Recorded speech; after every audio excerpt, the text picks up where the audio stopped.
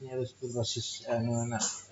Baik, assalamualaikum warahmatullahi wabarakatuh. Kita akan bagaimana caranya site di RK DAK tahun 2021 atau tanda tangan kepala dinas.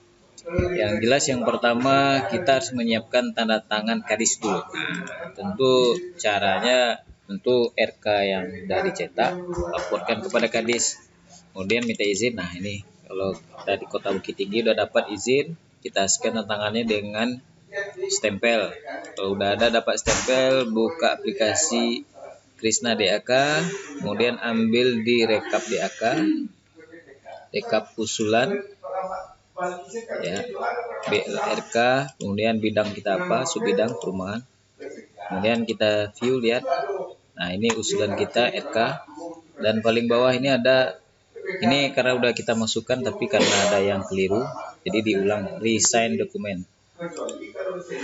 Diulang lagi, masukkan nama kadis kita, kemudian apa jabatannya, kemudian NIP-nya, kemudian upload tanda tangan kadis yang benar, tanpa nama, cukup tanda tangan dengan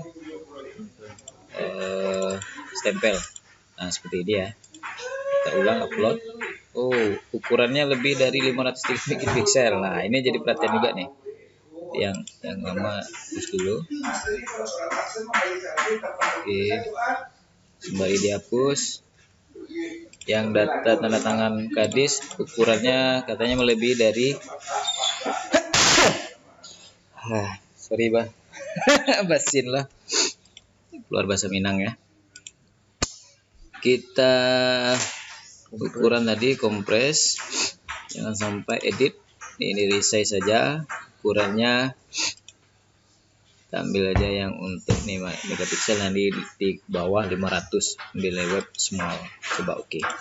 Nah ini yang dimintanya, biar aman, save as. New, oke. Kita ulang lagi, upload. Ya oke, ini bisa lihat prosesnya. Oke, berarti udah nampak ini. Kemudian simpan. Ya, nampak di sini ya. Sudah tanda tangan Kepala Dinas Perumahan dan Kawasan Permukiman Kota Bukit Tinggi. Oke, udah oke ya. Ini boleh di print. Nah, ini keluar.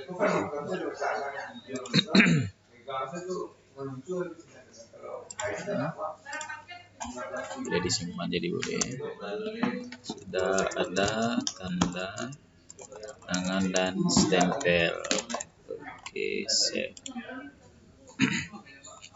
Dan kita tinggal menunggu persetujuan dari Kementerian Usaha. Oke, demikian cara input tanda tangan di RK DAK tahun 2021 pada Krisna. Terima kasih. Assalamualaikum warahmatullahi wabarakatuh. Abdul Salman dari Kota Bukit Tinggi.